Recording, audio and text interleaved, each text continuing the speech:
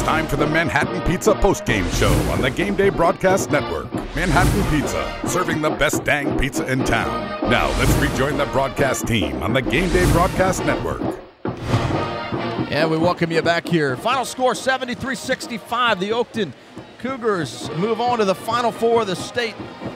They beat Monacan by that score. And Woodruff, it was a heck of a ball game. Both teams answered back and forth. But in the end, Fred Priester's club had enough for the tank to close out the win and make another return trip to Richmond. Your thoughts here as we look back at our second half highlights here in this one. What I thought, Andy, is Oakton was up for each challenge that Monacan put on them. Every time you think Monacan was going to come back and take control of the game, Oakton would come back on a 4-5-6-0 run. At one point, they had a 12-3 run there late in the ball game, and that was the key. They just didn't give up. It was in the fashion of number 5 and number 10, Caroline and Catherine Coyer, the two sisters.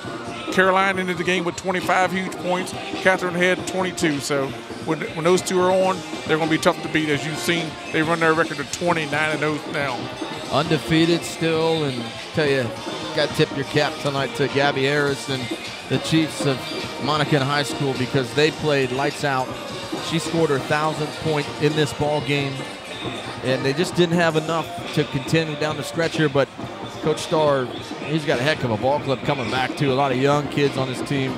They played great tonight. Very deserving opponent to be in this game. Don't you agree? They sure did. Yep, I sure do. Gabby Harris ended the game and ended her high school career with 22 points. Raven Williams had 18. They did everything they could, Andy. And that could only help Oakton going down to Richmond on Wednesday because Monacan, they was a huge challenge here tonight. Big challenge here, no doubt about it. And Oakton, you know, this was a tougher game maybe than I think they thought it would be. But this goes to show you. You line up now from here on out. You're going to be a dogfight no matter who you play. And Oakton learned something tonight about themselves. They can fight through it a little bit when maybe they're not hitting their free throw shots, not connecting here early in the game like they did the other night. They found a way to win, and that's all that matters now. Like you said, 3 games, 3 wins, and you're a state champion. That now is down to 2 for Oakton.